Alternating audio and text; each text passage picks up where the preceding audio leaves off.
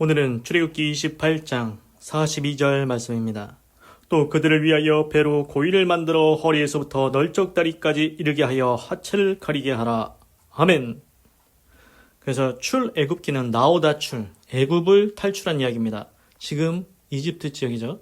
그래서 모세가 종로를 타던 이스라엘 백성을 이끌고 애굽을 탈출해서 광야에 나왔습니다. 그래서 출애굽기 26장은 성막을 만드는 방법을 말씀해 주시고, 출애굽기 27장은 번제단 제작법과 성막의 뜰을 만드는 법, 그리고 등대에 쓰일 기름을 말씀해 주셨습니다. 그리고 출애굽기 28장에서는 제사장이 입어야 되는 예복을 말씀해 주십니다. 총 6가지가 있죠. 아무거나 입고 성막에, 성소에, 거룩한 곳에 하나님 앞에 나아갈 수 없다는 것입니다. 그 제사장이 입는 예복이 그들에게 위엄과 영광을 주고 하나님 앞에 거룩함과 성결함을 주지 않습니까? 그래서 총 6가지를 만들게 됩니다. 그래서 가장 처음 만든 게 앞치마처럼 생긴 에봇입니다. 그리고 두 번째 만든 것은 손수건 모양의 크게 보석 12개를 3개씩 4줄로 금태에 박아 물고 거기에다가 야곱의 12아들의 이름을 거기에 새겨뒀습니다. 그래서 그것을 판결용패로 하는데, 그거를 이제 에봇 견대에다가 금고리와 금으로 딴 사슬로 위에 부착시키고 밑에 쪽은 금고리와 청색끈으로 연결해서 견고하게 달게 됩니다. 하나님께서 그 판결용패의 이름을 보시고 기억하신다고 했죠. 기념하신다. 그리고 세 번째 만든 것이 이제 겉옷입니다. 겉옷은 청색으로 만들고 목을 넣을 구멍을 만들고 거기에 깃을 만들고, 이제 그리고 밑단에는 무릎 밑단에 거기에다가 석류와 금방울을 번갈아 매달아서 제사장이 움직일 때마다 딸랑딸랑 소리가 나서 그가 죽지 아니하리라 했습니다.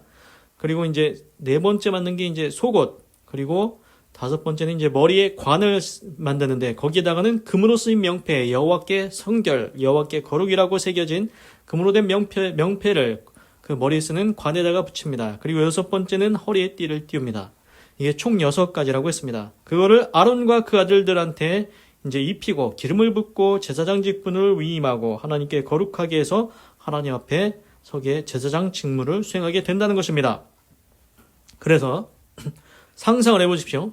제사장이 어떻게 입는가? 제사장이 이제 속옷을 입고, 그 다음에 겉옷을 입고, 그 다음에 앞치마 같은 에봇을 입고, 그 앞치마 같은 에봇 위에 그 앞쪽에다가 판결용패를 가슴에다 부착시키고, 머리에는 관을 쓰고, 여호와께 성결 명패가 그 관에 붙어 있고, 그리고 허리에 띠를 띠게 됩니다. 상상이 되시죠? 그 인터넷 치면 제사장이 입는 예복, 그 모습이 나옵니다. 그래서 이제 42절, 이제 추가적으로 하나 또 만들어야 되는 게 있습니다. 뭔지 보십시오. 42절. Make linen undergarments. 리넨은 이제 여기서 배라고 이제 번역이 됐는데, 배로 고이를 만들어라. 언더가멘트는 속옷, 내복입니다. 린넨으로 속옷을 만들어라. 배로 속옷을 만들어라. As a covering, 덮개로서, for the body, 몸을 덮는 덮개로서. 그래서 reaching, 이른다. From the waist, 허리에서 to the thigh, 넓적 다리까지. 허리에서 넓적 다리까지 오는 쪽에 거기에다가 이제 린넨으로 만든, 배로 만든 이제 속옷을 만들어서 입으라고 합니다. 그래서 보니까 이게 지금 제사장이 입는 게 총 6가지였지 않습니까? 속옷 입고, 겉옷 입고, 에봇 입고, 판결용패 붙이고, 머리에 관 쓰고, 허리에 띠 띄우고. 그런데 이제 문제는 뭐냐? 문제는 이제 생각해보면은 그게 이제 우리 두루마기 같은 거 있지 않습니까? 옛날에 이제 조선시대 왕도 보면은 신하들도 다 두루마기 그런 것처럼 돼 있습니다. 그러면은 밑에서 보면 어떻습니까? 밑에서 보면 다 보입니다. 그래서 뭐 계단 올라갈 때 보면은 슬쩍 보일 수도 있지 않습니까? 그런데 하나님 앞에 그게 보이면 안 된다는 겁니다. 그래서 그 하체를 가리게 하라. 그래서 뭘 입느냐? 오늘 말씀하신 그걸 입는 겁니다. 허리에서부터 널쩍 다리까지 오는 속옷을 따로 만드는 겁니다. 배로 해가지고 속옷을 따로 만들어서 이제 그 위에다가 이제 두루마리 같은 것들을 입으니까 밑에서 보면은 다 보이지 않습니까? 또 그런데 이제 하나님은 그게 그렇게 하면 안 된다는 겁니다. 그래서 하체를 가리게 하라. 그래서 이제 그걸 입어야 죄를 지어서 죽지 않는다. 이제 내일 나오는데 그거 안 입으면은 이게 하나님 앞에 죄 짓는 게 돼서 죽을 수도 있다. 죽는다. 이렇게 얘기하고 있는 겁니다. 그래서 제사장 예복 6가지인데 오늘은 마지막으로 이제 또 하나가 있습니다.